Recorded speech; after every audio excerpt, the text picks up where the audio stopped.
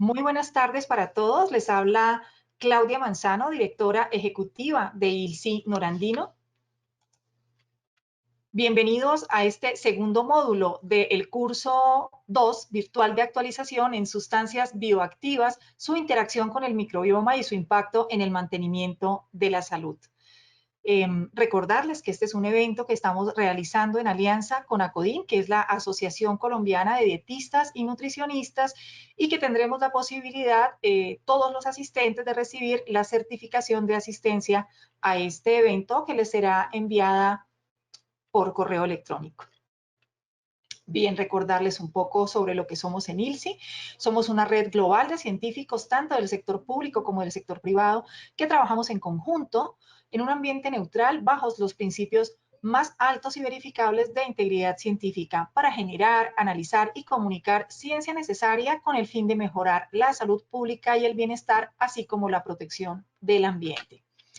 Como les mencionaba, somos una ONG global, 13 organizaciones a nivel mundial sin fines de lucro y tripartita. ¿Eso qué quiere decir? Que trabajamos de la mano industria, academia y gobierno. Pero ¿cómo lo hacemos? Lo primero que hacemos es identificar en conjunto los retos regionales en temas asociados a las ciencias de la vida. Luego unimos las capacidades técnico-científicas de la industria, la academia y los gobiernos y finalmente favorecemos o contribuimos para generar un impacto positivo en la salud pública y del ambiente. La declaración de exención de responsabilidad, todas las opiniones expresadas en las siguientes conferencias son del presentador experto científico y no reflejan aquellas del Instituto Internacional de Ciencias de la Vida, ILSI. Cada científico ha tenido total libertad para preparar su conferencia. Como saben, pueden encontrarnos en redes sociales, en LinkedIn, en Twitter y en Facebook. Nos encuentran como @ilsinorandino en nuestra página, en donde pueden descargar todas las grabaciones de nuestros eventos académicos y científicos, www.ilsinorandino.org. Y también en mi correo electrónico, dirección-al-piso-regional@ilsinorandino.org. Bien, entonces, retomando nuestro segundo curso virtual de actualización en sustancias bioactivas, su interacción con el microbioma y su impacto en el mantenimiento de la salud, que llevaremos a cabo en estos 3 días. El día de ayer, octubre 26, hoy 27 y mañana 28, de 5 p.m. a 6:30 p.m. hora Colombia.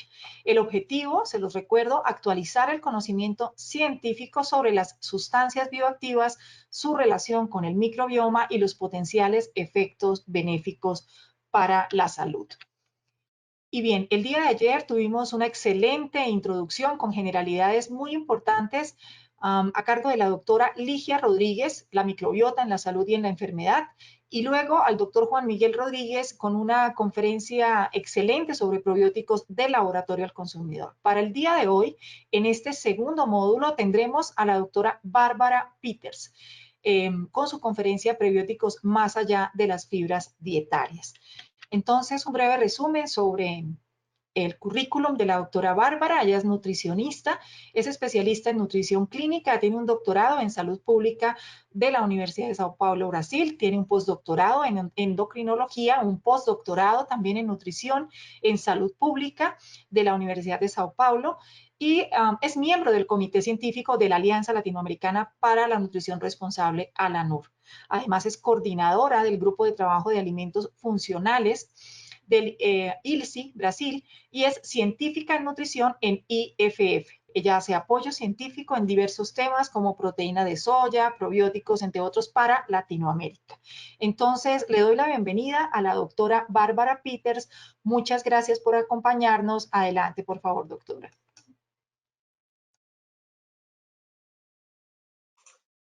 Hola Claudia, muchas gracias. Gracias a todos. Déjame compartir acá la pantalla. ¿Ya están viendo? Querida Bárbara, sí, estamos viendo perfecto. Ah, qué bueno. Entonces, seguimos. Déjame solamente. Bueno, antes de empezar, es muy importante decir que las opiniones expresadas son del presentador, son mis opiniones y no reflejan aquellas del Instituto Internacional de Ciencias de la Vida, ILSI Norandino o de ILSI Global, ¿cierto? Bueno, entonces hoy voy a hablar acá de los prebióticos, más allá de las fibras dietarias. Bueno, acá está la agenda. Entonces, para empezar, voy a hacer una comparación entre fibras y prebióticos. Después pasamos para los prebióticos. Hablaremos de los oligosacáridos de la leche humana, los HMOs, los polifenoles y los ácidos grasos poliinsaturados omega 3, que estos tres son candidatos a prebióticos. Déjame cambiar acá el pointer. Bueno, acá quedó mejor. Bueno, entonces vamos, normalmente hay una confusión entre fibras y prebióticos, porque en la verdad muchos prebióticos, la gran mayoría de los prebióticos son fibras. Bueno, acá de una manera muy sencilla está la diferencia entre fibras y prebióticos. Entonces, fibras son compuestos que no son digeridos por humanos, pero algunas fibras son utilizadas por microorganismos intestinales. Ya los prebióticos tampoco son digeridos por humanos, pero son utilizados por muchos microorganismos intestinales. La gran diferencia es que las fibras no es necesario que sea utilizada por microorganismos, pero los prebióticos sí, hay que ser utilizadas por los microorganismos. Las fibras están presentes naturalmente en muchos cereales integrales, frutas, verduras y legumbres. Generalmente son aislados de plantas enteras o sintetizados a partir de azúcares como la polidestrosa. Los prebióticos es muy parecido también, presente naturalmente en una amplia gama de alimentos de origen vegetal y también generalmente es aislado de plantas enteras o sintetizado a partir de azúcares, pero no es necesario que sea sintetizado o aislado de plantas, puede ser de otros lugares que no sean plantas. Ya las fibras es obligatorio que sea de plantas. Bueno, para fibras ya tenemos valores de ingesta especificados, ¿no? Un valor diario más o menos de 28 gramos por día. Y para los prebióticos, desafortunadamente, no tenemos un nivel de ingesta ni un valor diario adecuado especificado. Un día vamos a tener, pero aún no tenemos. Y las fibras pueden ser solubles o insolubles. Y cuanto a los prebióticos, muchos prebióticos actuales son un tipo de fibra dietética soluble. Las insolubles no son clasificadas como prebióticos. Bueno, normalmente las fibras presentan beneficios para la salud, como la mejora de la salud intestinal como un todo y la mejora de los lípidos en la sangre y de la regulación de la glucosa en la sangre también. Y también está involucrada con la saciedad. También mejora la absorción de los minerales, modula el sistema inmunológico, pero son cosas que no son obligatorias para las fibras y tampoco tenemos que probar, estos beneficios para la salud. Ya los prebióticos tenemos que probar todos los beneficios para la salud. Entonces, además de estos beneficios que son iguales de las fibras, los prebióticos también tienen la acción de promover la salud metabólica, entonces disminución de la resistencia a la insulina, mejora del colesterol, de los triglicéridos y todo más. Y también hay otros beneficios como mejora los síntomas del síndrome del intestino irritable, reduce el riesgo de alergias, mejora la salud cognitiva, de entre otros. Y todos esos beneficios hay que ser probados, cosas que para las fibras no es necesario. Bueno, y otra cosa muy importante es que las fibras normalmente, principalmente las solubles, poseen alguna modulación de la microbiota intestinal. Ya para los prebióticos es importante, es necesario que ocurra esta modulación de la microbiota intestinal y esta modulación hay que ser probada. Entonces, como ejemplo, tenemos de fibras insolubles, la celulosa, por ejemplo, que es muy interesante, que para el ganado es una fibra, pero para humanos no es una fibra. Fibras solubles como psyllium también. Y tenemos las fibras prebióticas, entonces ahí la confusión, que es un prebiótico y que son fibras, pero tenemos fibras que son prebióticas y tenemos fibras que no son prebióticas. Bueno, las fibras prebióticas que ya son aceptadas en todo el mundo es la inulina, los fructooligosacáridos y los galactoligosacáridos. Y hay candidatos prometedores como el almidón resistente, la polidestrosa en Colombia, Ecuador y algunos otros países. La polidestrosa ya es considerada una fibra prebiótica, entonces ya es un prebiótico. Y hay en otros candidatos como los chiloligosacáridos, isomaltoligosacáridos.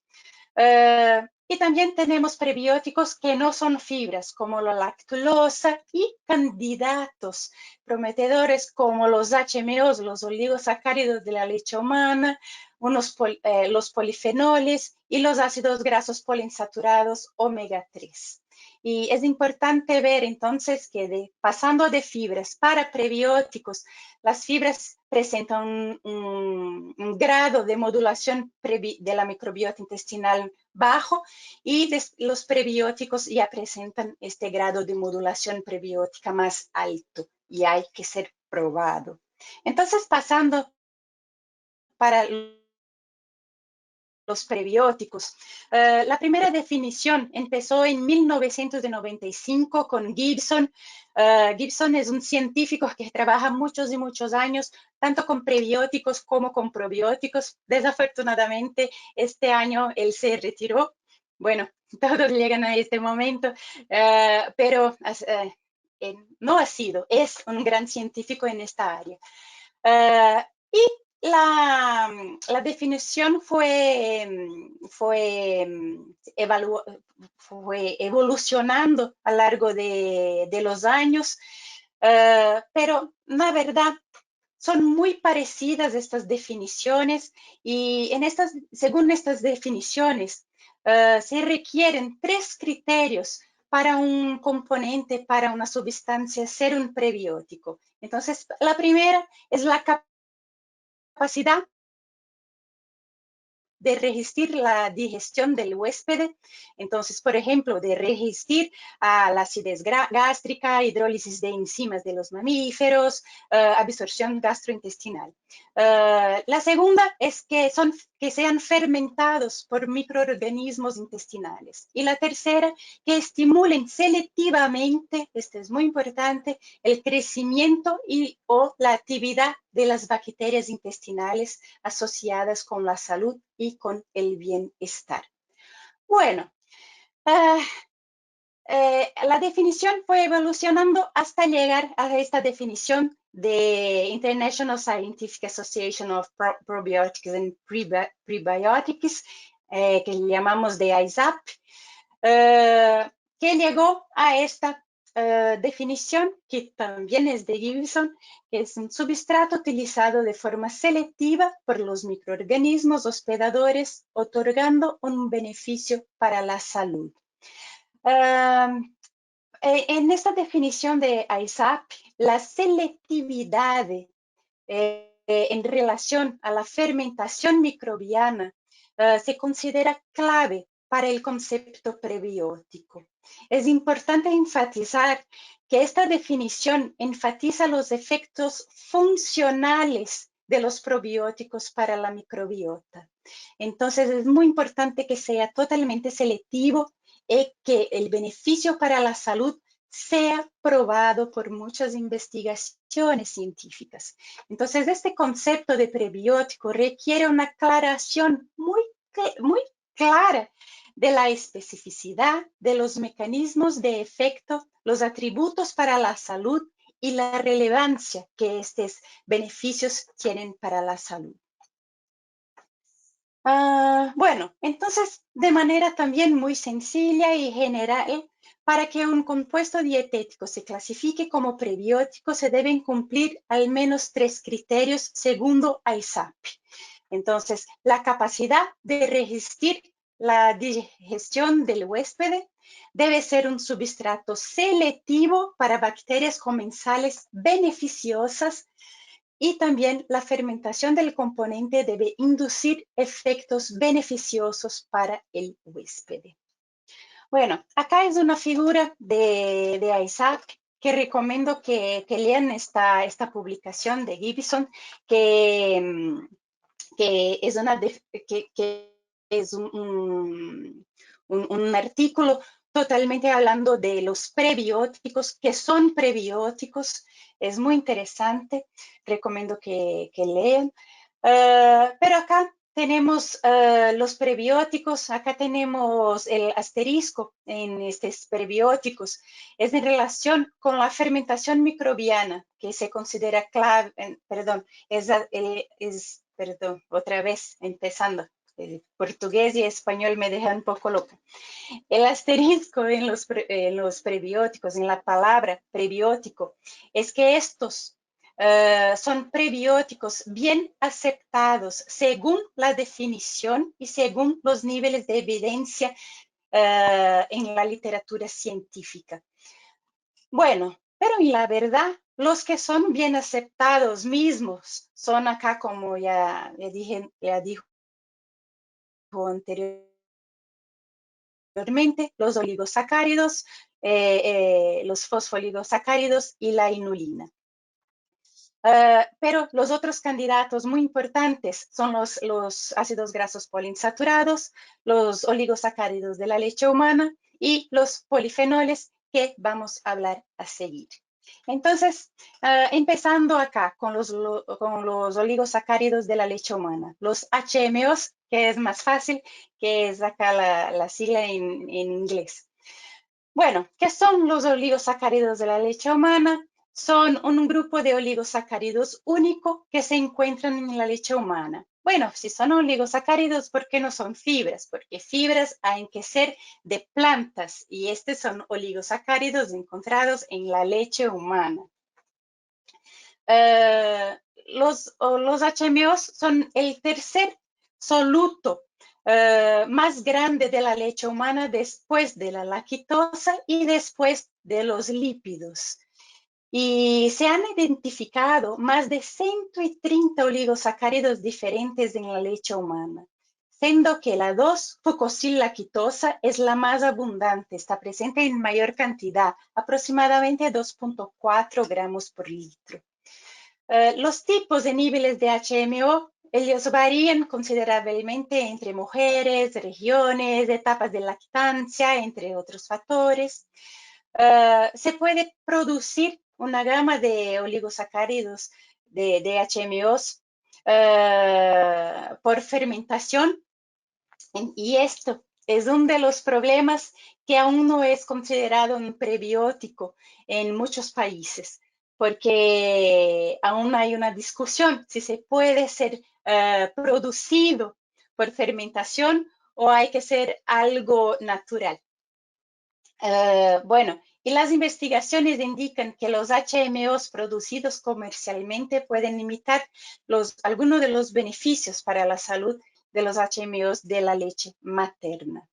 Bueno, son muchos HMOs, los que podemos hacer por fermentación de manera más, no es tan sencilla, pero más escalonable, son estos.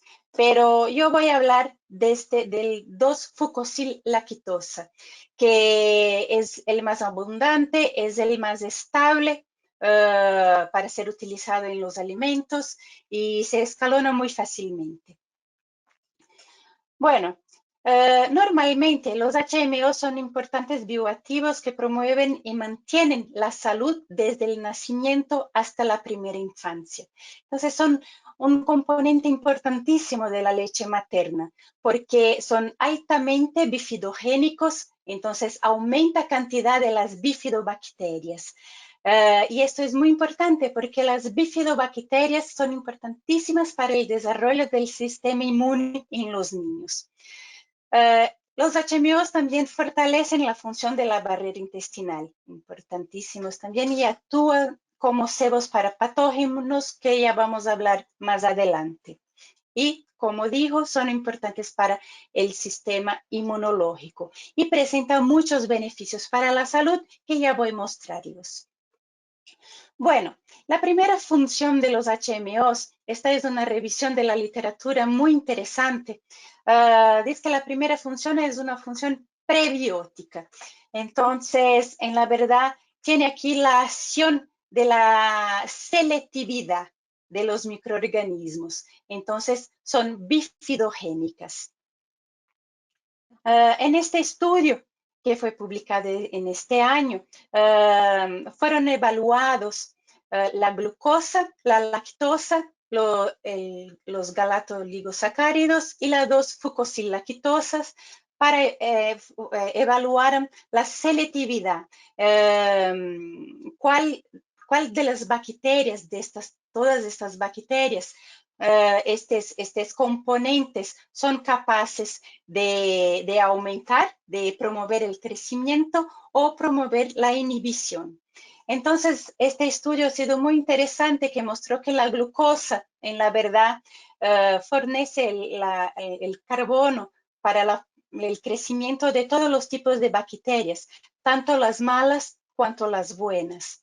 La lactosa pasa el mismo. Los galactoligosacáridos pasa casi el mismo, solamente inhibe la salmonela. Y la 2-fucosilactosa inhibe casi todas las bacterias malas, y de entre las buenas solamente favorece el crecimiento de las bifidobacterias, principalmente acá la infantis y la Bifidobacterium bifidum. Bueno, los oligosacáridos, los HMOs también presentan un efecto antiadhesivos. Entonces, podemos ver acá en esta figura las bolitas aquí, las azules, son los oligosacáridos, los HMOs, y acá son los patógenos en verde. Entonces, los HMOs pueden se colgar a los receptores de los patógenos. Así, ellos no pueden se colgar a los receptores de las células y se pierden en las heces. Entonces, esto es muy interesante. Además de esto, son capaces de promover un cambio en los receptores. Entonces, cuando se colgan a los receptores celulares de la barrera intestinal, desde las células intestinales, promueven un cambio en la estructura de los receptores, que hacen con que los patógenos tampoco consigan se colgar a los receptores de la célula y también se pierden en las heces. Esto es muy importante. En este estudio, entonces, mostró esta estación de los HMOs en diferentes Escherichia coli que causan diarrea infantil. Entonces, acá mostrando que tanto el GOS como el 2-fucosilactosa son capaces de disminuir la adhesión celular de Escherichia coli 11.412. Solamente el 2-fucosilactosa es capaz de inhibir la adhesión de Escherichia coli 11.442. El GOS ya no tiene este efecto, en la verdad aumenta la adhesión de E. coli, y solamente el 2-fucosilactosa disminuye la adhesión de E. coli 42.878, y el GOS también aumenta hasta esta adhesión. Entonces, es un componente muy importante para tener en las fórmulas infantiles, ¿no? Otra acción de los HMOs es la maduración del tracto gastrointestinal. Entonces, acá podemos ver que cuando los HMOs se unen a las células epiteliales, actúan en el ciclo celular, tanto en la diferenciación celular cuanto la proliferación y la apoptosis, promoviendo entonces la maduración del tracto gastrointestinal y mejorando la función de barrera intestinal, que es tan importante para mantener nuestra salud. Los HMOs también están involucrados con la modulación inmunológica. Entonces, cuando los HMOs son absorbidos acá, pasan por la barrera intestinal y adentran acá en su forma intacta, se une en las, son capaces de se unir en las células inmunes como los linfocitos, estimulando la producción de citocinas antiinflamatorias y regulando la respuesta de TH1, TH2. De esta manera tienen una acción antiinflamatoria. Acá en este estudio se evaluó acá niños recibiendo fórmula solamente con galactoligosacáridos, niños amamantados y niños que recibían fórmulas con 0.2 gramos de GOS más 2 fucosilactosa o 1 gramo de GOS más 2 fucosilactosa. Entonces, acá es muy interesante ver que las fórmulas para bebés suplementadas con GOS más 2 fucosilactosa, tuvo como resultado un perfil de citocinas inflamatorias muy parecido, muy semejante con los bebés que amamentan. Entonces, es interesante no solamente suplementar con GOS, pero sí con GOS más 2 fucosilactosa. En este otro estudio es interesante ver que los bebés alimentados con fórmulas infantiles con HMOs tuvieron menos informes de bronquitis, de enfermedades del tracto respiratorio superior, de utilización de antibióticos y de antipiréticos. Entonces, hace muy bien para la salud y para el sistema inmune. Y los estudios más nuevos están mostrando la acción de los HMOs en el desarrollo cognitivo. Entonces, los estudios preclínicos mostraron que el 2-fucosilactosa mejora la memoria y el aprendizaje, mejora significativamente también la inducción y el mantenimiento a largo plazo del hipocampo.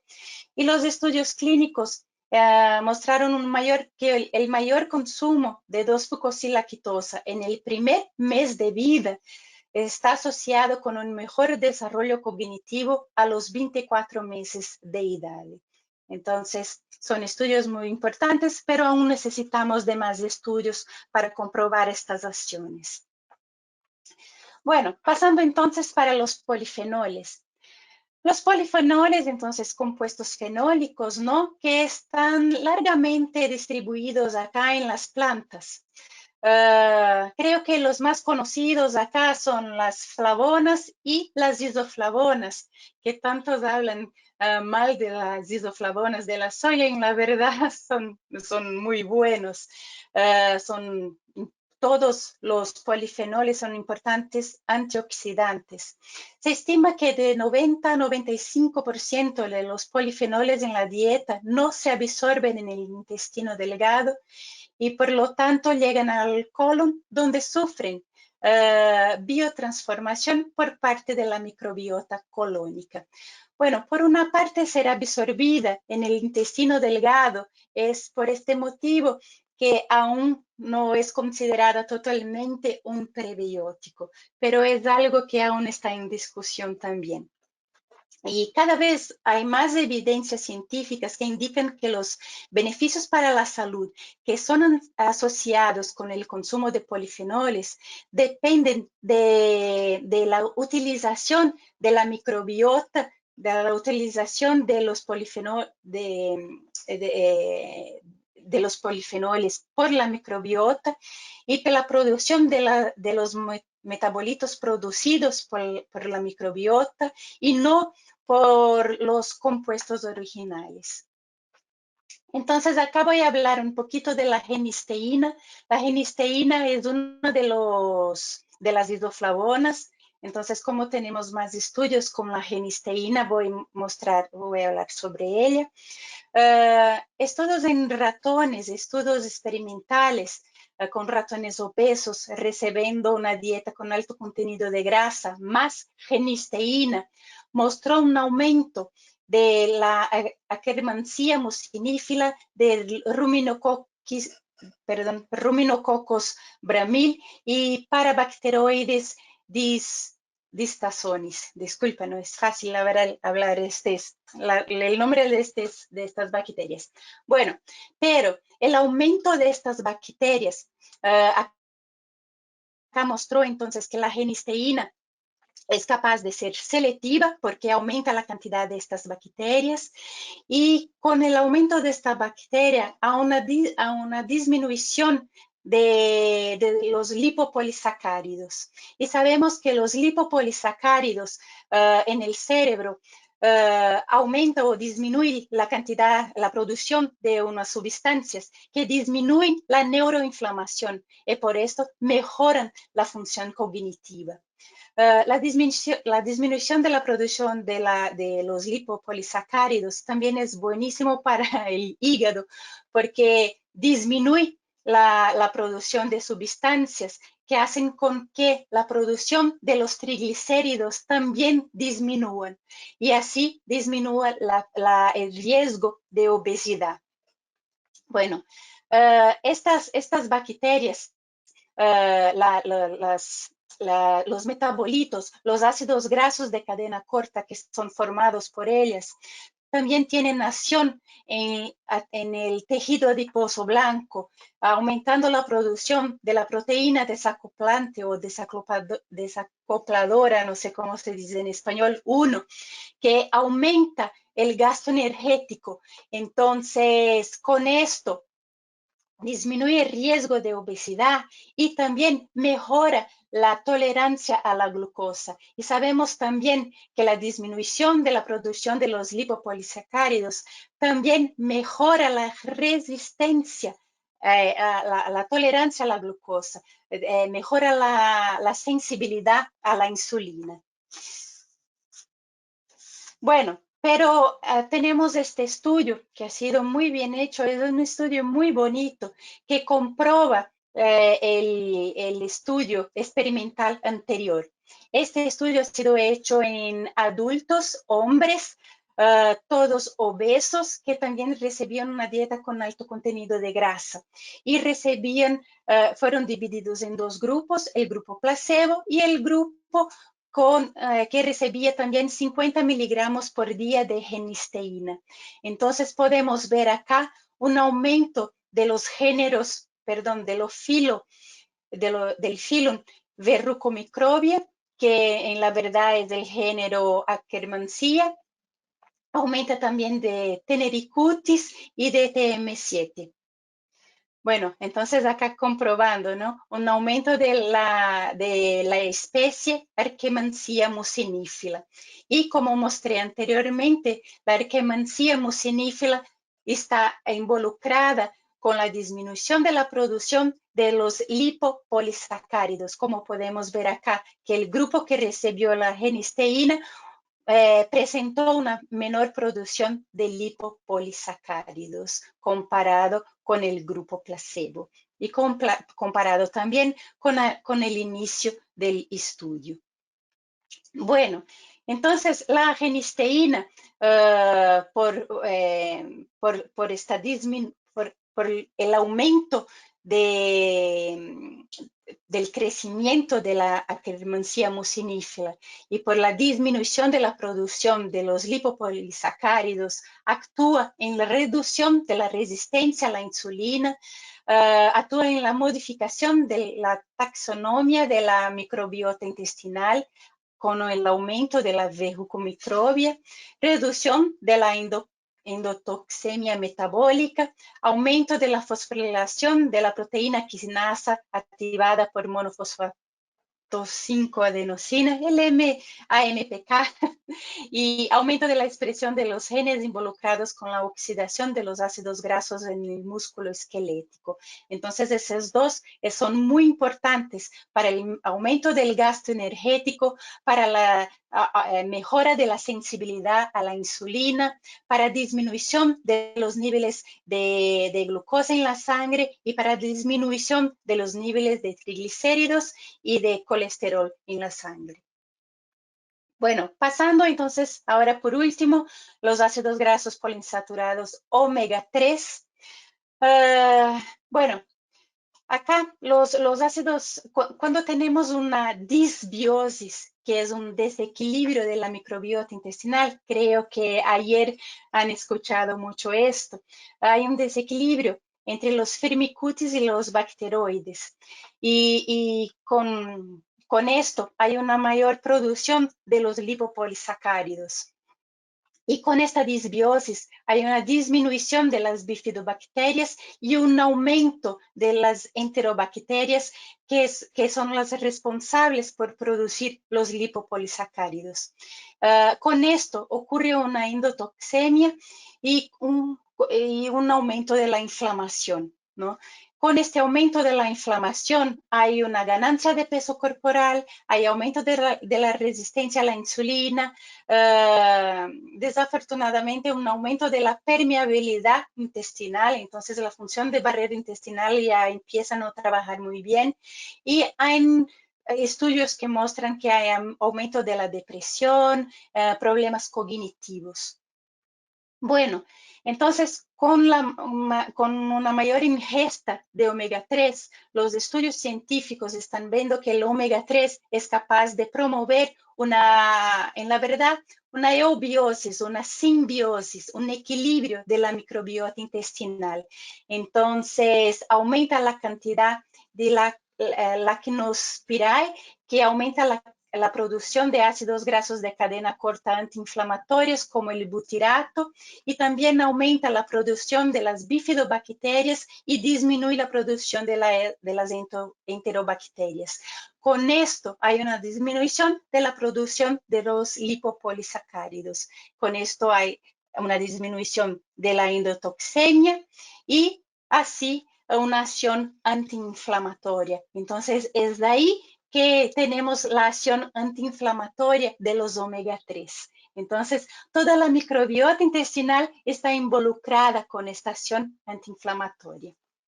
Bueno, y por estas acciones de los omega 3 pueden considerarse prebióticos, capaces de restaurar la eubiosis intestinal o la simbiosis en algunas condiciones patológicas.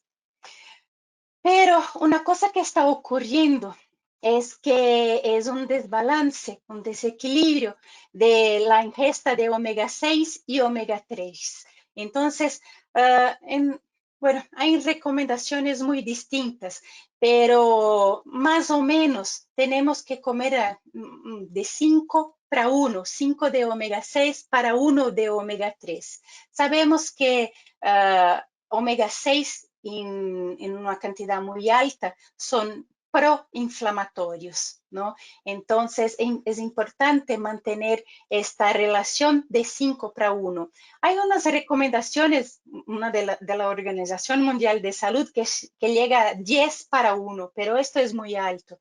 El ideal mismo es de 3, de 4 para 1.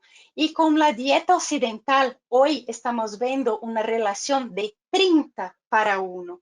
Entonces, este desequilibrio en la ingesta de omega 6 y omega 3 genera una disbiosis que está involucrada con la mayor producción de lipopolisacáridos y con todas las enfermedades que mostré anteriormente. Entonces, es muy importante aumentar el consumo de omega 3, pero disminuir de omega 6. Entonces, promover este balance bueno, esta relación buena de 4 para 1, 3 para 1, de omega 6 para omega 3. Bueno, entonces, como vimos al inicio de la presentación, para que un compuesto dietético se clasifique como prebiótico, hay que tener la capacidad de resistir a la digestión del huésped, debe ser substrato selectivo para bacterias comensales beneficiosas y la fermentación del componente debe inducir efectos beneficiosos para la salud. Entonces, vimos en esta presentación que tanto los HMOs como las isoflavonas, como los omega 3, cumplen estos requisitos, entonces pueden ser considerados prebióticos. Bueno, era esto que yo tenía para mostrar hoy y agradezco a Ilse por poder hablar de este tema tan importante que me gusta tanto. Muchas gracias por la atención. Bien, muchas gracias a ti, querida Bárbara, por tu presentación tan completa y pues con un recorrido tan interesante sobre todo el tema de prebióticos, los requisitos que debe cumplir para poder ser denominado como prebiótico, las recomendaciones, igual todo este tema tan interesante sobre omega 3.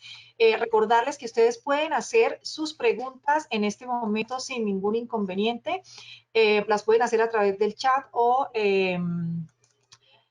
en el vínculo de preguntas y aquí estaremos muy atentos. Ya hemos recibido algunas preguntas para la doctora Bárbara, pero como les mencionaba hace un momento, esperamos hacer la sesión de preguntas hacia el final de nuestro segundo módulo. Ahorita entonces le vamos a dar la palabra, denme un segundo por favor, al doctor Hugo. Denme un minuto por favor y corrijo un tema que tengo aquí con mi computador.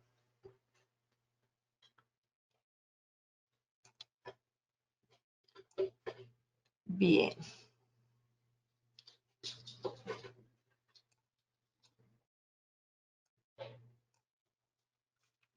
Bien, entonces le voy a dar la bienvenida al doctor Hugo Palafox. Él va a estar con una conferencia sobre el efecto fisiológico y el efecto terapéutico, las diferencias entre suplementos alimenticios y medicamentos.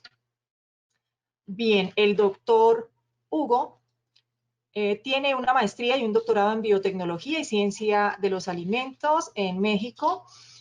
Y España tiene 15 años de experiencia en investigación con antioxidantes, alimentos funcionales, metabolismo humano, biotecnología y nutrición celular.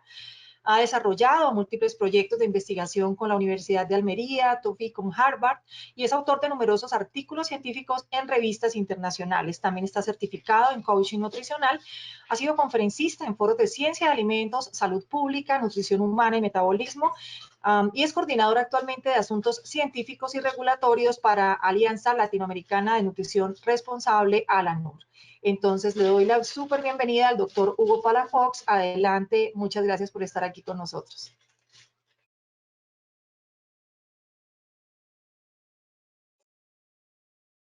Hola, hola, ¿qué tal? ¿Cómo están? ¿Me escuchan por allá? Nada más Sí, doctor. confirmando. Te Sí, escuchamos muy bien. perfecto. ¿Y ven mi pantalla? Sí, señor. Perfecto. Nos falta el modo presentación y listo. Muchas gracias. Buenísimo. Muy bien, vamos a ver aquí un segundito. Muchísimas felicidades a todos los que están aquí, a todos los que hacen posible este evento, a toda la audiencia. De verdad que cuando inviertes este momento pequeño de tu vida, te llevas muchísimo conocimiento. Yo lo que necesitamos es llevar ese conocimiento hacia el público en general por medio de, primero, dar el ejemplo y desde nuestras diferentes carreras, desde nuestros roles profesionales, podemos hacer muchísimo. Así que muchas, muchas felicidades por estar aquí y muchas felicidades a todos los organizadores. Bien. Y bueno, dando seguimiento a lo que ya la doctora Bárbara estuvo explicando, me encantó muchísima, muchísima información.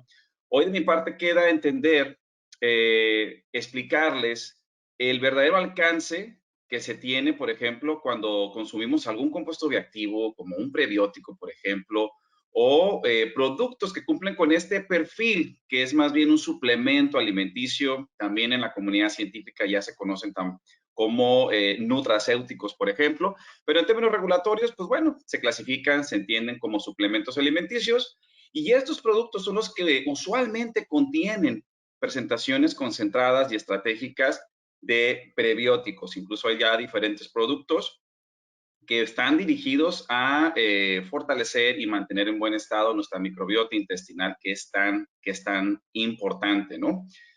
Sin embargo, sigue habiendo algunas confusiones entre lo que es el efecto fisiológico que nos van a dar estos compuestos bioactivos, prebióticos, entre otros, respecto al rol que juegan los medicamentos, por ejemplo. Es muy importante poder diferenciar entre ambos para entender el alcance real que tenemos con uno o con otros. Muy bien, así que de eso vamos a platicar aquí. Y los invito a que durante la charla pues vayan poniendo sus comentarios, qué es lo que más te va llamando la atención o alguna inquietud o pregunta en específico que la vamos a atender con todo gusto, ¿va? Y bueno, para entender este tema de el efecto fisiológico que tiene, por ejemplo, un suplemento alimenticio, un compuesto reactivo, por ejemplo, en relación con un medicamento, creo que es muy importante que primero se parta de la definición suplemento alimenticio. ¿Qué es un suplemento alimenticio?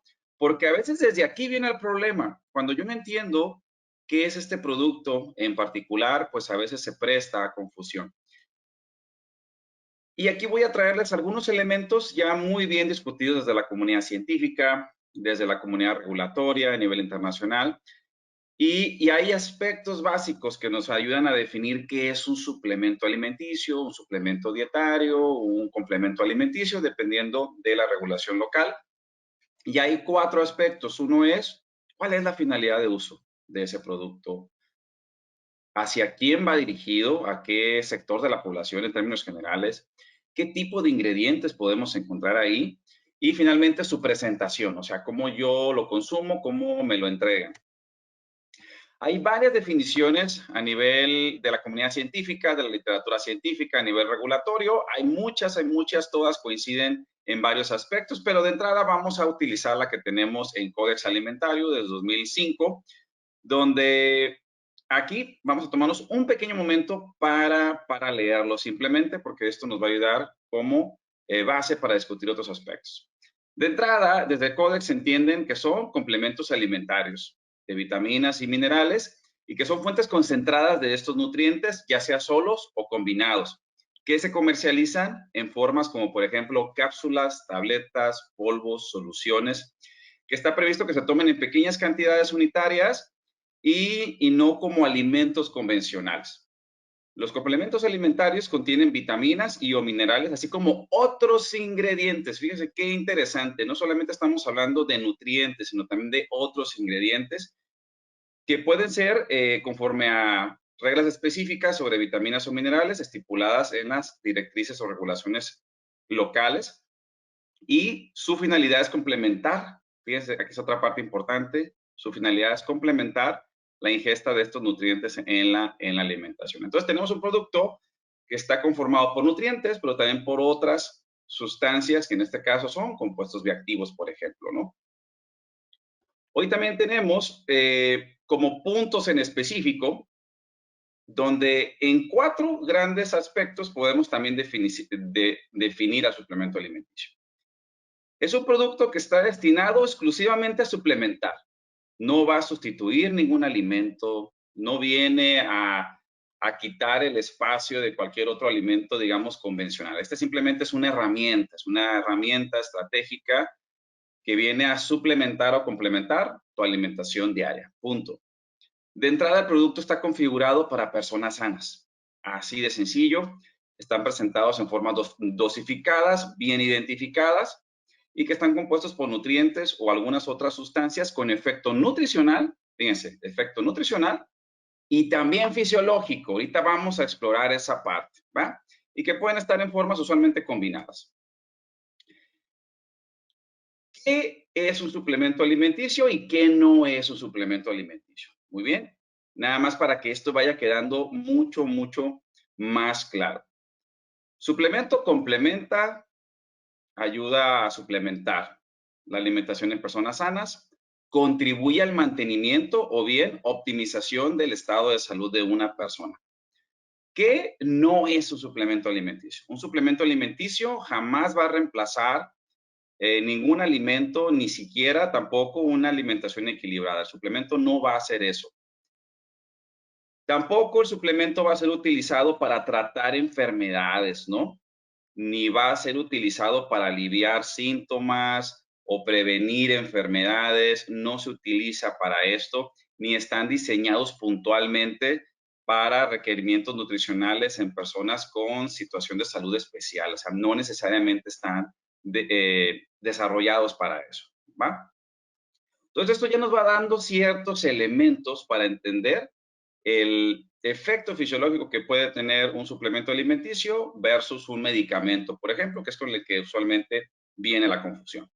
Ahora, en términos simples, sencillos, ¿cómo opera el cuerpo humano? El cuerpo humano no son ciencias exactas. Somos entidades muy volubles, somos muy dinámicos, desde todos los detalles de nuestra identidad biológica, desde nuestra respuesta genética, cómo opera nuestro metabolismo, las reacciones bioquímicas. Todo nuestro cuerpo es muy fluctuante, somos como una especie de resorte que se estira y regresa a su estado normal y está en ese movimiento constante. No somos rígidos, no somos cajas rígidas, ni tampoco somos ciencias exactas, números duros, no lo somos. Nos manejamos en un rango. Un rango o un espacio donde las cosas se consideran normales. A esto se conoce como homeostasis. Es esta flexibilidad que viene desde nuestra flexibilidad biológica, nuestra flexibilidad metabólica, donde si yo me mantengo dentro de este rango, estoy dentro de homeostasis. Y si hay homeostasis, hay salud. Y hay muchísimos cientos de indicadores para diferentes aspectos de nuestro cuerpo, donde ya están muy identificados estos rangos, ¿no? Un ejemplo clásico, si tú te vas a hacer un análisis sanguíneo en ayunas, de orina, pues ahí tenemos los datos de laboratorio con algunos rangos ya establecidos, donde si el indicador que te están midiendo está dentro de ese rango, tú eres considerado una persona saludable, que estás dentro de lo normal, que no hay ningún problema de salud. Manejamos rangos, entonces esto es homeostasis. Cuando una persona, por alguna razón, alguno de sus indicadores se sale de homeostasis, se sale de este rango normal, es cuando ya podemos considerarlo, ya se te puede diagnosticar con una enfermedad. Un caso sencillo, por ejemplo, cuando una persona no puede mantener en concentraciones saludables glucosa e insulina en ayunas, pues ya estamos hablando de que esa persona puede ser diagnosticada, pues de entrada, con problemas con la sensibilidad a la insulina, ya hay resistencia a la insulina, ya puede ser diagnosticado como prediabético, incluso ya diabetes tipo 2, tipo 1. Ahí estamos hablando que te saliste de homeostasis. Muy bien. Y si tú no tienes control de ese indicador, de esa situación que está pasando en tu cuerpo, eso va a continuar empeorando hasta que finalmente se vuelva un problema para el correcto funcionamiento de tu cuerpo y finalmente puede ocasionar la muerte. Vuelvo al mismo ejemplo, alguien con diabetes, si no es capaz de regresar a homeostasis o mantener la homeostasis de alguna manera, esa persona va a morir. ¿Va? Muy bien. Así de sencillo. Esto es muy importante entenderlo porque es justamente en este escenario donde vamos a entender el alcance de un suplemento alimenticio versus un medicamento, por ejemplo. ¿Va? Ahora, ¿cómo definir el efecto fisiológico para un suplemento? Ya se ha discutido también en diferentes artículos, en diferentes comités de trabajo, a nivel regulatorio, a nivel internacional. Ha habido muchos foros al respecto. Y es muy sencillo. Trato de ser lo más sencillo posible porque al final esto es súper, súper claro. Tiene que ver mucho con la interpretación. Es decir, el producto que yo tengo en mis manos, ¿qué va hacia dónde está dirigido? ¿Qué es lo que va a ocasionar el metabolismo una vez que se ingiera?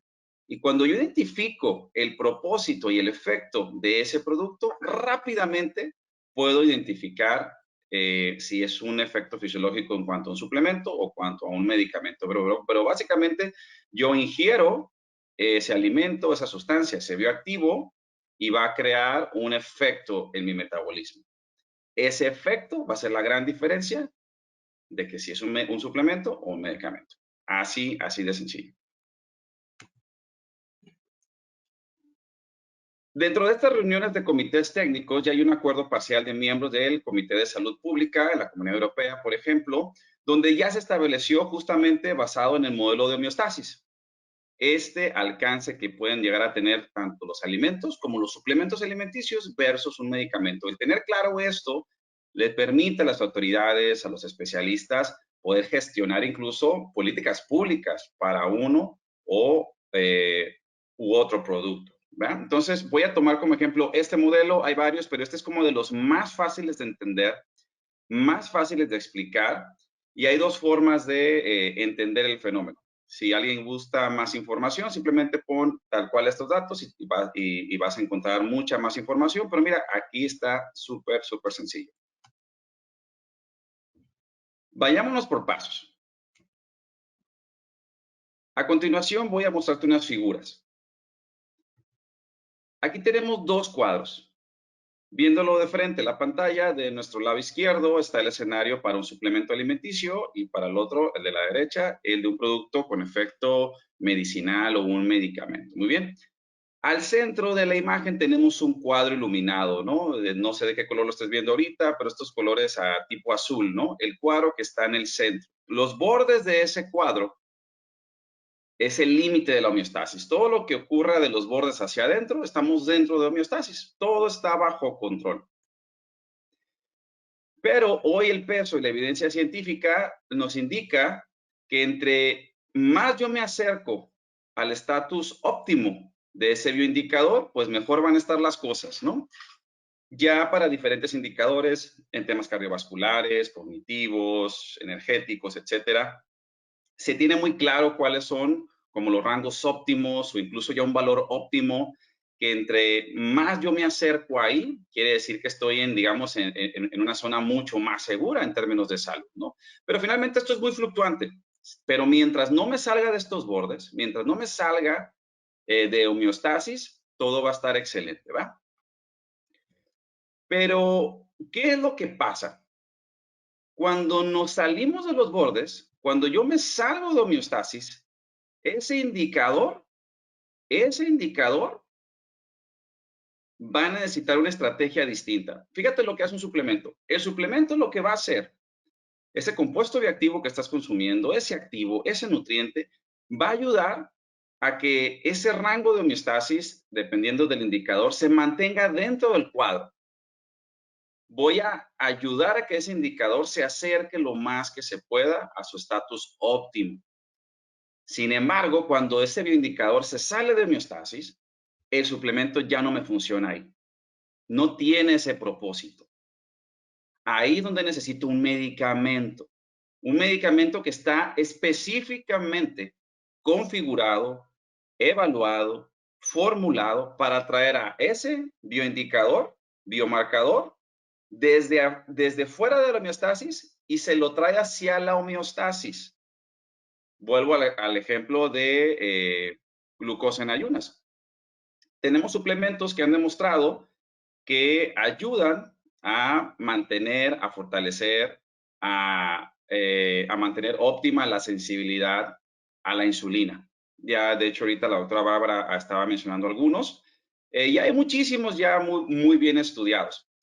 Pero en el momento en que se pierde la sensibilidad a la insulina y tengo concentraciones de glucosa elevada en sangre, insulina elevada en sangre, ya no me sirven ese tipo de suplementos, ya ellos no funcionan para volver a traer ese indicador hacia la homeostasis. ¿Qué necesito? Un medicamento. Ejemplo en este caso, metformina. Necesito de entrada metformina. La metformina es un medicamento específicamente diseñado para volver a traer a glucosa a concentraciones saludables. E incluso ya en escenarios muy complicados, pues hay que suministrar directamente insulina como medicamento para traer ese bioindicador hacia homeostasis. Ahí no estamos hablando de ningún suplemento, estamos hablando de un producto con una farmacocinética muy específica, con un mecanismo de acción muy específico, que va a ayudar a mantener a raya la homeostasis y tratar síntomas, tratar una enfermedad incluso. Ahí estamos hablando de un universo completamente distinto a lo que sería un suplemento alimenticio. Muy bien. Ahora, dentro de esta misma explicación hay otra manera de entenderlo. Ya cada uno de ustedes podrá elegir cuál esquema le funciona mejor. A mí ambos me gustan. A mí particularmente este también se me hace bastante fácil. Vamos a traer algún bioindicador. A ver, ¿qué les parece? Algún tema cardiovascular. ¿Qué les parece? Perfil lipídico, colesterol. Muy bien. Todos tenemos ahí en perfil lipídico algún indicador como el índice heterogénico, triglicéridos, colesterol de baja densidad, de alta densidad. Cualquiera de estos tú puedes elegirlo, imagínalo, o vamos entendiendo el perfil lipídico como un solo biomarcador. Muy bien. Del lado izquierdo, viendo de frente a la pantalla, tengo el efecto fisiológico de un suplemento alimenticio. En esta gráfica yo tengo un biomarcador que se está evaluando y dentro de la gráfica tengo líneas punteadas. Todas estas líneas punteadas marcan el límite de la homeostasis. Y puedo ver estas rayas oscilantes del biomarcador. ¿Te das cuenta que no es recto? A lo largo de nuestra vida, de nuestro desempeño celular, hay fluctuaciones. No somos ciencias exactas. Somos bastante fluctuantes. Pero jamás me salgo de homeostasis. Por lo tanto, el suplemento alimenticio, háblese de antioxidantes, prebióticos, probióticos e incluso hasta nutrientes, van a fortalecer, van a mantener, van a apoyar, van a ayudar a optimizar que ese biomarcador se mantenga dentro de esa homeostasis. Ejemplo del perfil lipídico, ácidos grasos omega 3. ¿Qué les parecen los ácidos grasos omega 3? Por décadas, y hoy el peso de la evidencia científica nos indica que si yo pongo énfasis en el consumo de ácidos grasos omega 3, si yo pongo énfasis en el consumo diario de ácidos grasos omega 3, son lípidos, son grasas, no solamente tengo un efecto nutricional, porque finalmente es grasa que me da energía, tengo un efecto fisiológico mucho más allá que el nutrimental. Hoy se sabe, está completamente demostrado una y otra vez, ya por más de 20 años de trabajo, que una ingesta rica en ácidos grasos omega 3 van a ayudar a fortalecer mi salud cardiovascular. Y hay muchísimos indicadores. Hoy se sabe que va a ayudar a un ser humano a mantener dentro de homeostasis su perfil lipídico, colesterol de baja y alta densidad. Todo esto está súper demostrado, pero en ningún momento estamos hablando de enfermedad, ¿te das cuenta? En ningún momento. Ese es el gran valor de la suplementación. En cambio, perfil lipídico, colesterol, triglicéridos, lo que tú quieras, bajo cierto escenario, etcétera, se sale de homeostasis. Ya traigo ahí colesterol de baja densidad hasta las nubes, traigo triglicéridos hasta las nubes, mi índice heterogénico un desastre. Ahí ya no voy a recurrir a consumir omega 3 para restaurar la homeostasis. ¿Qué es lo que voy a hacer? ¿Qué es lo que se recomienda? ¿Qué es lo que el peso de la evidencia nos indica?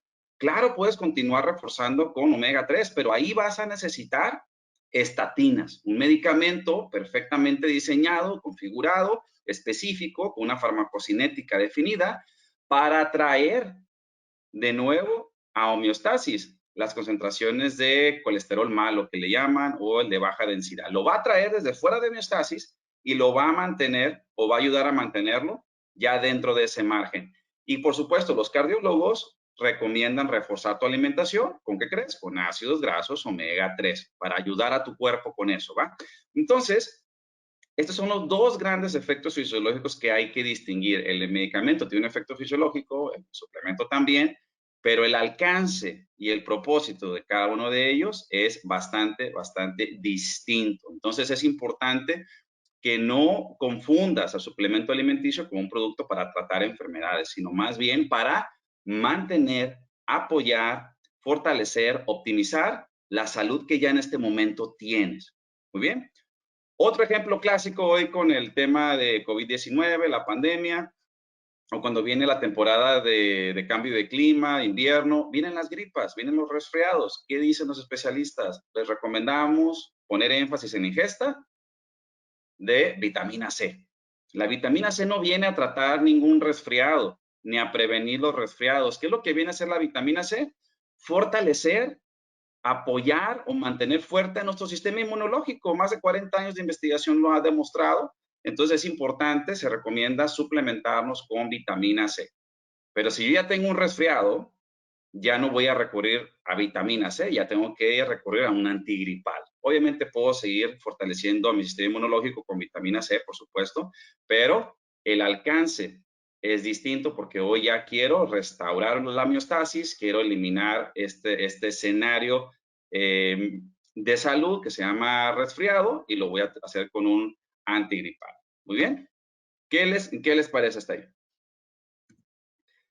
Y bueno, simplemente para ya ir cerrando esto, todo depende del propósito. Cuando tú tengas en tus manos un compuesto bioactivo, un suplemento y un medicamento, la forma en la que vas a utilizar cada uno de ellos se vuelve bastante clara. Si tú estás recibiendo un producto tipo suplemento y te lo están dando para que trates o restaures algún tema de enfermedad, ojo con eso.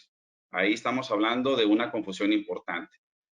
Un suplemento viene a nutrirnos, a optimizar, a fortalecer, a reforzar nuestra homeostasis que ya tenemos hoy en día. Si hay una enfermedad, hay que apoyarnos en un medicamento. Así que intención de uso y la naturaleza del efecto inducido va a ser clave para poder identificar cuál es el efecto fisiológico de un producto y de otro. Muy bien. Para más información, por favor, los estamos invitando al blog científico de Alanur. Pueden ir allá a nuestra página, aquí la están viendo, a alanurla.org. Ahí tenemos muchísima información que justamente explica el efecto fisiológico de muchos activos y compuestos que están en los suplementos alimenticios, cuál es el alcance real de ellos.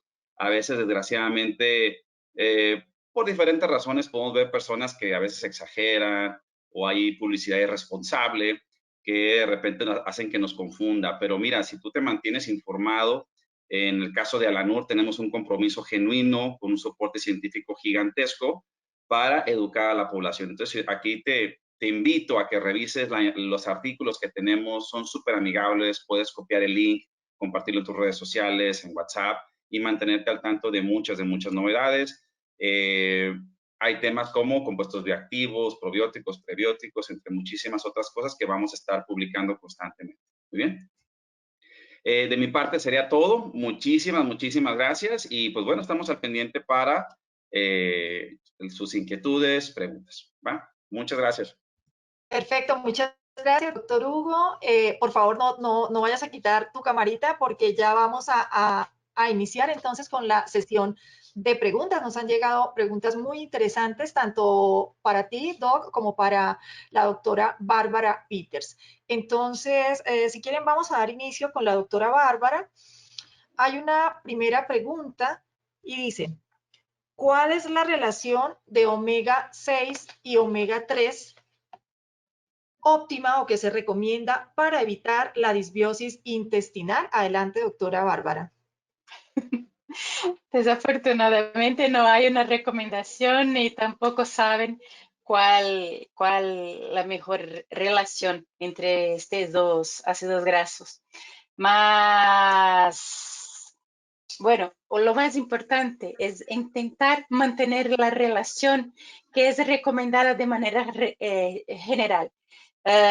Claro que existen millones de recomendaciones, mas creo que, no sé, para mí y según los estudios, las recomendaciones que son más saludables son aquellas de 2:1, hasta 4:1, pero hay recomendaciones de 10:1, pero no sé, para mí yo adopto la recomendación de 2 o 3:1. Creo que esta es la mejor. Pero si esta recomendación es capaz de promover una eubiosis o simbiosis, esto no sabemos aún. Por esto que es necesario más estudios para que el omega 3 sea considerado un prebiótico, porque tenemos que conocer más esta relación de omega 6 y omega 3.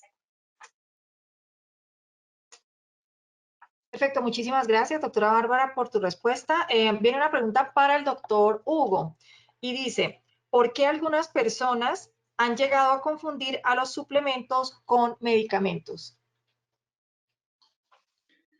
Pues creo que Ha sido todo un caso de estudio esto, desde dónde viene la confusión. Y hay detalles muy sencillos. Fíjate que la confusión a veces se sabe viene desde la presentación del producto. A veces inconscientemente yo veo una cápsula, veo una tableta, veo una suspensión y digo, mira, pues luce como medicina, luce como medicamento. Y desgraciadamente también les ocurren a especialistas de la salud. Ellos están formados, entrenados para manejar medicamentos en estas presentaciones. Entonces, los suplementos, afortunada o desafortunadamente, pues también vienen en estas presentaciones para estabilizar a los activos, a los nutrientes, utilizar la tecnología, son presentaciones innovadoras, pero es solamente eso, el aspecto, porque ya vimos que el alcance y el propósito de uno y otro son completamente distintos, pero hoy sabemos que es desde la presentación cuando a veces viene la confusión. Me estoy tomando pastillas, me estoy tomando cápsulas, eso parece medicina, pero no tiene absolutamente nada que ver. Y por otro lado, pues la falta de información. Desgraciadamente, hoy hace falta mucha educación, para eso están las diferentes organizaciones como ustedes, como ILSI, IATSA, LANUR, ANAISA, entre muchas otras, para justamente llevar educación para que el consumidor entienda las grandes diferencias que hay entre los suplementos y los medicamentos. Y pues bueno, ya estamos trabajando en ello, ¿va? Ok, Doc, pues mira que preciso, la siguiente pregunta estaba muy relacionada con eso que tú acabas de mencionar, porque dice, ¿qué estrategias, doctor, podrías sugerir o recomendar para que no sucedan estas, digamos que estas confusiones respecto a la diferenciación entre suplementos y medicamentos? Pues de entrada se me ocurren dos grandes ópticas. La primera como ciudadano, ¿ok? Dices, bueno, yo estoy preocupado por mi salud. Tal vez no estoy enfermo de nada puntual, ¿no? Simplemente quiero fortalecer mi salud, optimizar mi metabolismo, etcétera. Bueno, tendré que dirigirme a productos. Hay mucha oferta en el mercado, productos que me ofrezcan eso, justamente. Entonces, si yo me estoy acercando a un producto y el fabricante, el anunciante me dice que ese producto sirve para prevenir enfermedades, tratar enfermedades, ojo con eso. Tú como consumidor en ese momento es punto así como banderita roja, eso no es ningún suplemento, es un producto que o es medicamento o es un producto que está siendo vendido de manera irresponsable y totalmente fuera de la ley. Así que ojo con eso, esa es una de mis recomendaciones como consumidor. Y por otro lado, otra estrategia, pues es justamente lo que estamos haciendo nosotros, este tipo de organizaciones. Necesitamos seguir impulsando la colaboración entre estas organizaciones con los gobiernos, con los ministerios de salud, para crear políticas públicas que eduquen a la población, para que ellos tomen las decisiones más acertadas, dependiendo de lo que estén buscando, suplementación, fortalecer nuestra salud, optimizar nuestro metabolismo, o bien saber que tengo la otra opción de medicamentos cuando sea el caso de tratar enfermedades, ¿no? Perfecto, doctor. Muchísimas gracias. Muy completa y muy acertada tu respuesta. Para la doctora Bárbara Peters, ¿en cuáles matrices alimentarias funcionan mejor los prebióticos desde dos ópticas? Desde la estabilidad, por un lado, y desde la capacidad para potencializar su efecto benéfico. Bueno, en relación a los prebióticos, la matriz alimentaria no hace mucha diferencia. Cuando hablamos de probióticos, sí que hay.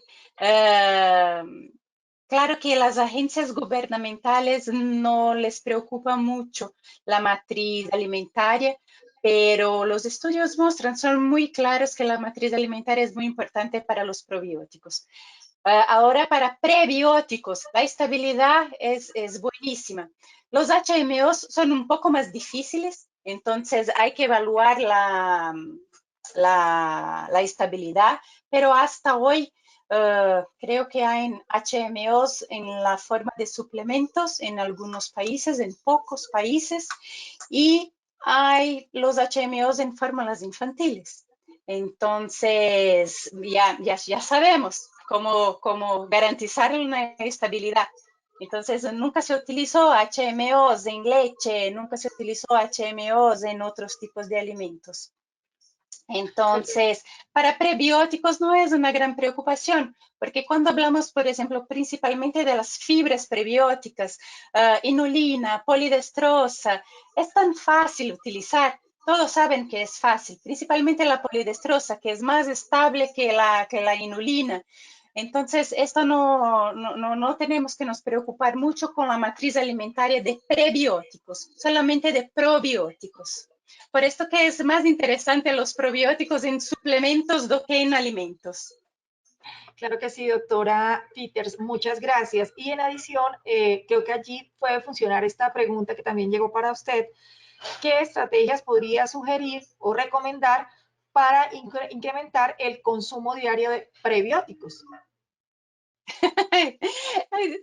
Un milagro, ¿no? Porque ¿cuántos años hablamos de fibras? ¿No? ¿Y cómo está el consumo de fibra? Bajo, muy bajo. Desafortunadamente, no sé qué pasa, que hablamos tanto de las fibras y mismo así el consumo continúa siendo bajo. Cuanto a los prebióticos, creo que tenemos que tener más información, poder poner en las etiquetas de los productos que contiene prebiótico. Esto es muy importante también. Más educación, siempre educación. Tenemos que trabajar con educación nutricional siempre. Dentro, no solamente de entre nosotros que somos profesionales de la salud, pero los profesionales de la salud tienen que trabajar con educación, con sus clientes, con la población en general, hablando de salud pública también, educación es muy importante. Y tenemos que aumentar la ingesta de plantas como un todo, las legumbres, las verduras, así como un todo, que son las fibras dietarias, ¿no? Y también para los otros, intentar comprar productos que tengan los prebióticos, perdón. Más educación es la clave. Entonces, tenemos siempre que trabajar con educación. Perfecto, muchas gracias, doctora Bárbara. Hay una pregunta para el doctor Hugo. Doctor, ¿qué opina del uso de metformina que no es medicada en atletas de físico-culturismo? Pues ahora sí que me agarraron fuera de mi área de expertise. No es mi área de expertise la nutrición de atletas de alto rendimiento. De entrada, lo único que les puedo decir es que se me hace extraño. ¿Para qué un atleta va a necesitar metformina? Un atleta, por su desempeño atlético, por su demanda celular, por la tasa metabólica que tiene, es una persona que debería tener una excelente sensibilidad a la insulina. No necesita metformina ahí. Solamente he visto metformina para casos muy específicos, ya personas que traen ahí problemas incluso genéticos con su metabolismo, pero un atleta usando metformina jamás lo había escuchado. De hecho, metabólicamente hablando, hormonalmente hablando, no me hace mucho sentido, pero te repito, me agarraron fuera de mi área de expertise. Ok, Doc, muchas gracias por tu respuesta. Hay otra pregunta acá y dice, doctores, ¿dónde se podría consultar, en qué tipo de, me imagino que de literatura o fuente bibliográfica se podría consultar la eficacia que pueden llegar a tener los suplementos en general? ¿Hay alguna fuente que se pudiese eh, revisar para poder conocer eficacia?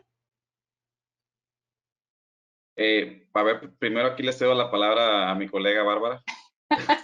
Y luego yo complemento.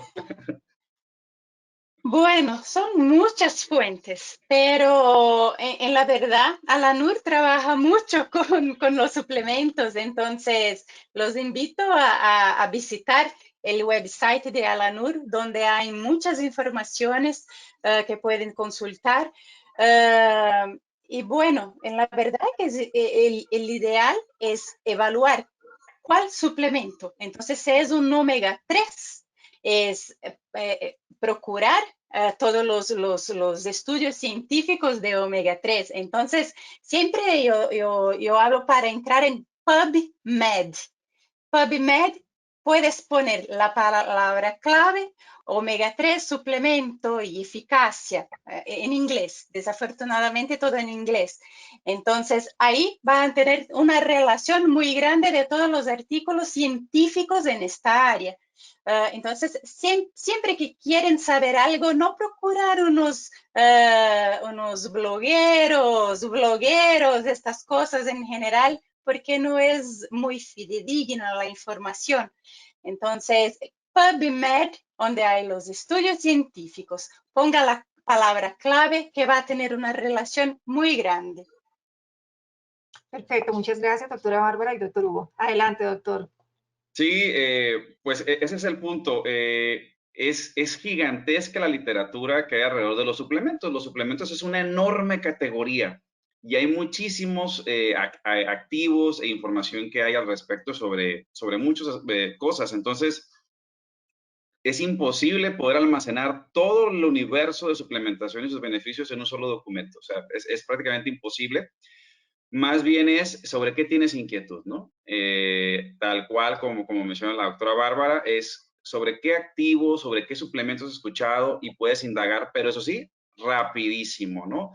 Desde Alanur estamos justamente tratando de otorgar muchísima información. De hecho, puedes navegar por nuestra página web y te vas a encontrar con mucha información que de entrada te va a dar mucha literatura, te va a dar muchas pistas y que te va a ayudar a facilitar el entendimiento de los beneficios de muchísimos activos, de muchísimos nutrientes, ¿va? Pero ahí está ya la recomendación de la doctora Bárbara sobre cómo rápidamente buscar algo en lo que tengas inquietud.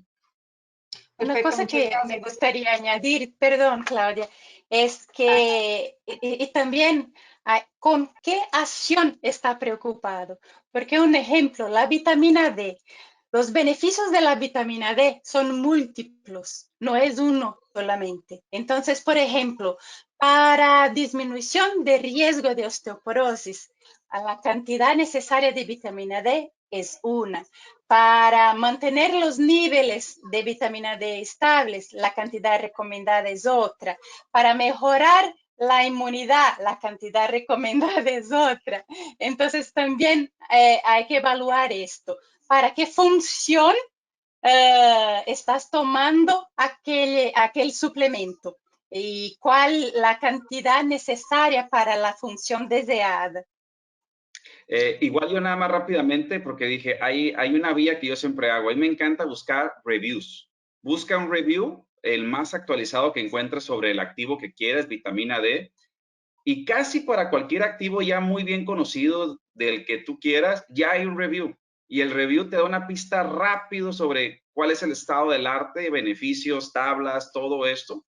Entonces puedes ir rápidamente a buscar un review. Es lo que yo hago. Yo rápidamente busco un review y a partir de ahí pues ya empiezo a indagar en más detalles si me interesa, ¿no? Entonces ahí está. Sí, Perfecto, las doctora Bárbara. metaanálisis también, ¿no? Las Metaanálisis. metaanálisis ya te ayudan mucho, porque las metaanálisis ya van a seleccionar estudios científicos de alta calidad, porque a veces leemos unos estudios científicos que son malísimos, que tienen una metodología mala. Entonces pueden inducir a una interpretación totalmente errónea. Entonces las metaanálisis son las más indicadas. Perfecto, muchas gracias a los dos, tanto al doctor Hugo como a la doctora Bárbara, por su generosa respuesta. Mencionarles que tenemos varios saludos y felicitaciones de diferentes países de Latinoamérica, de Gracias. Perú, de Bolivia, de Argentina, de Brasil. Y mencionarles que aquí tengo otra preguntita para el doctor Hugo y dice, en términos generales, doctor, ¿por qué deberíamos consumir suplementos y sobre todo compuestos bioactivos? Pues como ya vimos, el suplemento alimenticio tiene dos grandes efectos. El efecto nutrimental, hoy en un estilo de vida acelerado, pues a veces es complicado cubrir una buena nutrición y el suplemento es una herramienta genuina, legítima, pues para que esa nutrición no se descuide. Entonces ese es el primer gran valor de la suplementación, ¿no? Que no se descuiden mis macros y micronutrientes, ¿va? Pero dos, que es el peso de la evidencia científica, lo que hoy estamos viendo y que es fascinante, la suplementación va a ayudar a que el desempeño humano que hoy tiene se mejore o se mantenga fuerte o se mantenga óptimo. Y ahí están todos los estudios que hay sobre probióticos, prebióticos, vitaminas, minerales, antioxidantes, etcétera. Si yo pongo énfasis en la ingesta de ciertos activos, voy a mantener y a promover otro tipo de efectos mucho más allá que el meramente nutrimental, ¿no? Ejemplo, ahorita con las Olimpiadas, ahorita en Tokio, 100% de esos atletas se suplementan, 100%. Pero también comen bastante bien, ¿eh? Tienen a sus nutriólogos, tienen una alimentación excelente de acuerdo a sus necesidades. ¿Por qué se suplementan? Porque la suplementación te da un efecto fisiológico mucho más allá para que tu desempeño celular, metabólico, pues tenga un alcance superior, ¿no? Si eso lo trasladamos a un humano promedio como nosotros, que si tenemos suerte, hacemos 3 veces ejercicio a la semana, pues bueno, también podemos gozar de esos beneficios. Ese es el gran descubrimiento hoy de la suplementación, donde sí fortalezco, puedo apoyar mi nutrición diaria, pero también puedo impulsar a que mi metabolismo se mantenga en mucho mejor estado para funcionar y eso promover salud eventualmente a corto, mediano y largo plazo. Excelente, doctor Hugo, muchas gracias. Bueno, aquí me llegó una pregunta que creo que cualquiera de los dos podría responderla. Dice, ¿cuál es la diferencia? ¿Cuál sería la diferenciación que se tendría que hacer entre un suplemento dietario o los suplementos dietarios y los alimentos para propósitos médicos especiales APME desde el concepto fisiológico, del efecto? ¿Cuál sería la diferenciación?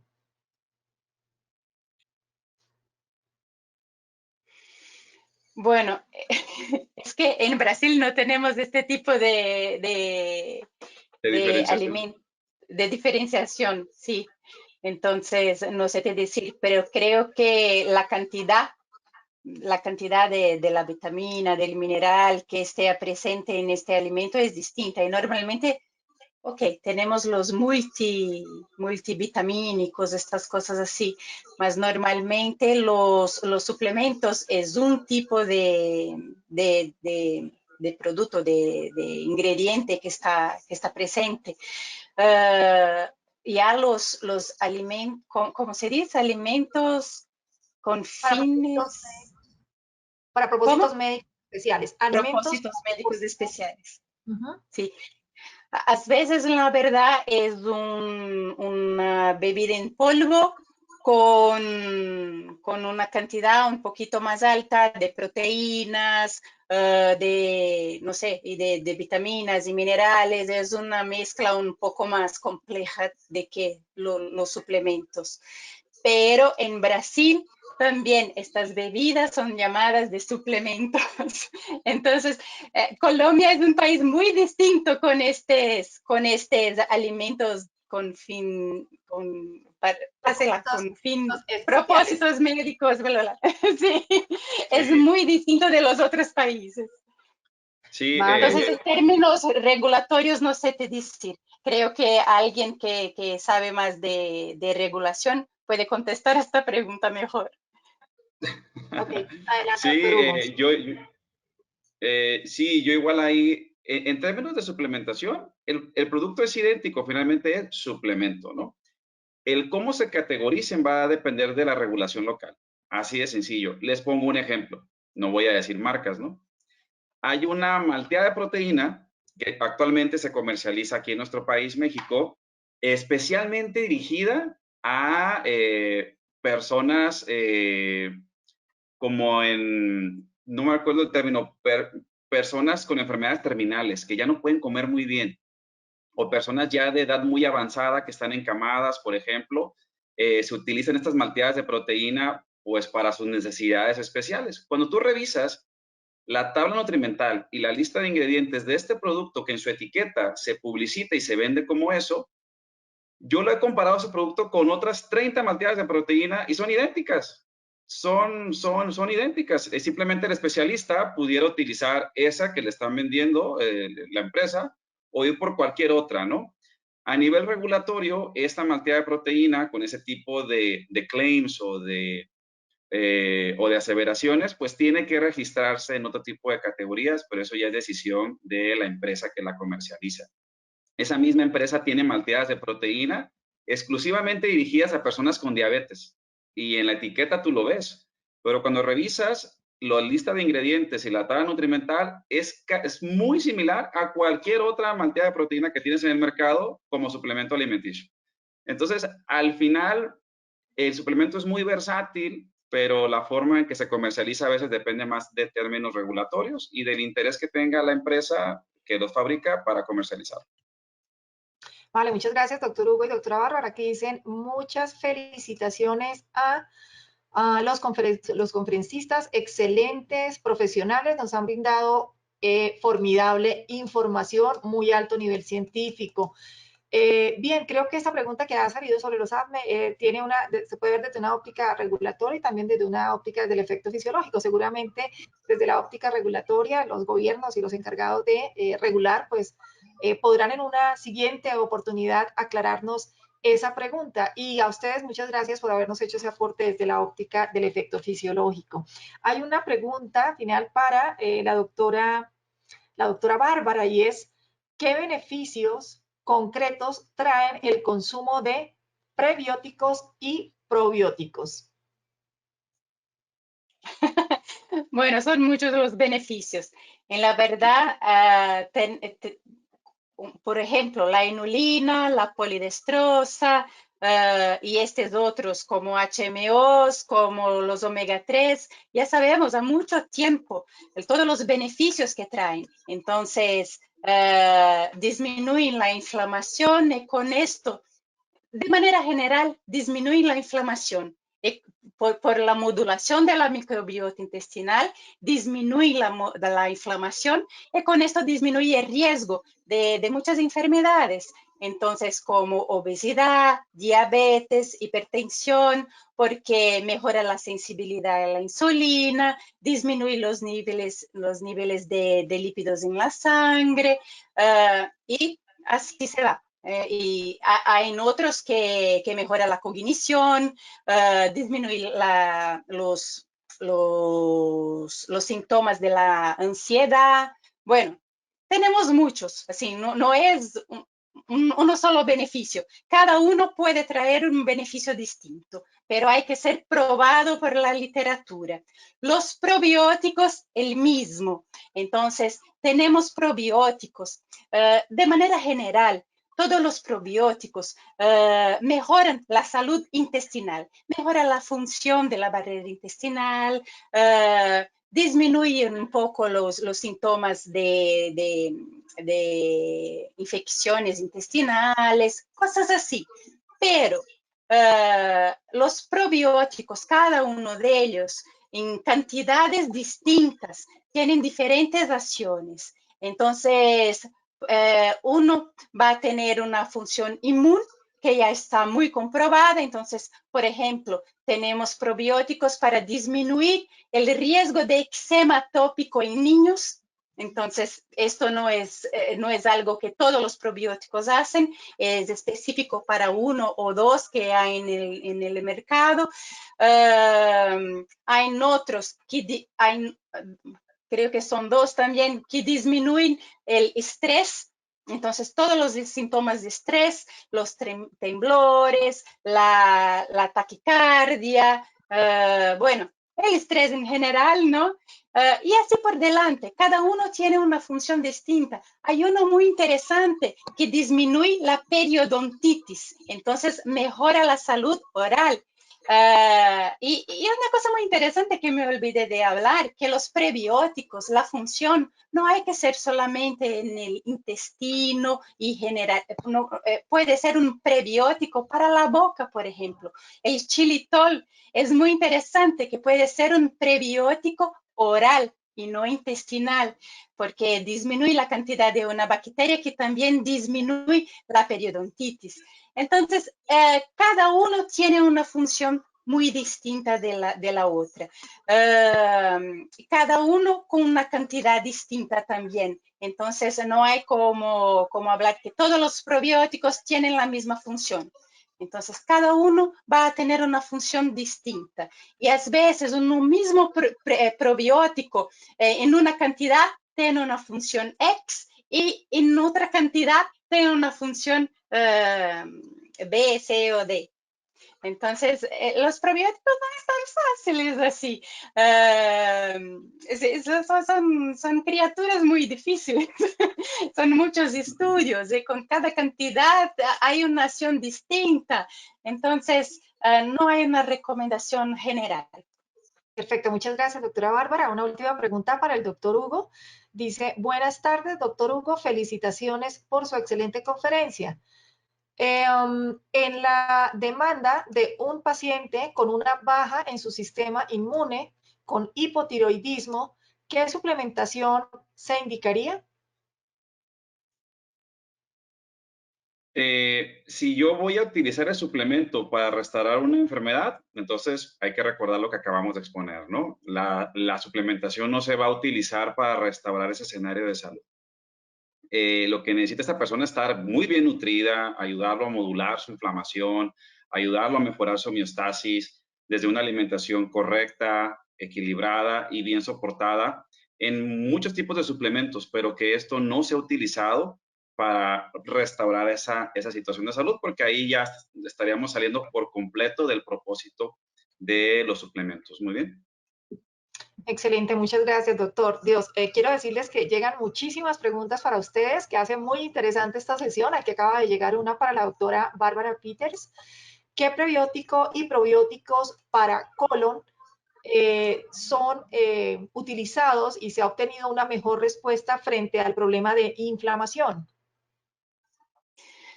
Ay, bueno, para los probióticos, hay distintos probióticos. No es acá mi función hablar de cada uno porque cada uno es de una compañía distinta, entonces no voy a hacer propaganda acá de cada probiótico, pero lo más importante es siempre procurar su nutricionista o su doctor, su médico, para evaluar cuál es más importante para la disminución del síndrome de intestino irritable, es esto, ¿no? Y cuanto a los prebióticos, las fibras en general son muy interesantes, las fibras prebióticas también, entonces, FOS, GOS, inulina, la polidestrosa, todas estas son muy interesantes ahí para mejorar la función de barrera intestinal, para mejorar la integridad de las células intestinales y para disminuir estas alergias. Hay estudios que están empezando con los HMOs y las infecciones, la infección, ay, perdón, que olvidé el nombre, síndrome de intestino irritable. Y bueno, y así por delante. Entonces, la lactulosa también es muy interesante. Bueno, hay muchos, pero es muy importante en este caso, otra vez, no sirve de tratamiento, sirve para disminuir el riesgo de esta enfermedad y sirve para aliviar un poco los síntomas, pero no es un tratamiento, es un coadjuvante que dicen esto existe esta palabra en español, ¿sí? para los medicamentos. Entonces, esto es lo más importante. Perfecto, muchas gracias, doctora Bárbara. Una última pregunta acá para la doctora. ¿Hay alguna dosis mínima de prebióticos para que puedan llegar a ejercer el efecto benéfico que han mencionado? No, cada uno es distinto. Pero en la verdad, la gran mayoría de los estudios muestran que, bueno, voy a decir uno que es el Lactobacillus acidophilus NCFM. La cantidad mínima para hacer un beneficio para la salud intestinal es de 1.000 millones, 1.000 millones, que dicen, no sé, algo así. Menos que esto no va a tener función alguna. Entonces, hay otro, el Lactobacillus paracasei y LPC37, que es para disminución del estrés percibido, de los síntomas del estrés percibido. La cantidad mínima son 17.000 millones de unidades formadoras de colonia al día. Entonces, para cada función hay una cantidad distinta. Un ejemplo, para el eczema tópico, el probiótico que trabaja con el eczema tópico, la cantidad mínima creo que es de 5.000 millones. Ahora, si en este mismo probiótico se disminuyó para 1.000 millón, es interesante para mantener la salud intestinal. Entonces, va a depender de cada función, porque un mismo probiótico en cantidades distintas presenta acciones distintas, beneficios distintos. Entonces, Perfecto. esto siempre tenemos que consultar el nutricionista, el médico, y si no sabes, hay que consultar la literatura científica. De acuerdo, muchas gracias, doctora Bárbara. Miren esta pregunta tan interesante. ¿Qué tipo de compuesto bioactivo dentro de las sustancias prebióticas sería aconsejable para vehiculizar en un helado? En un helado.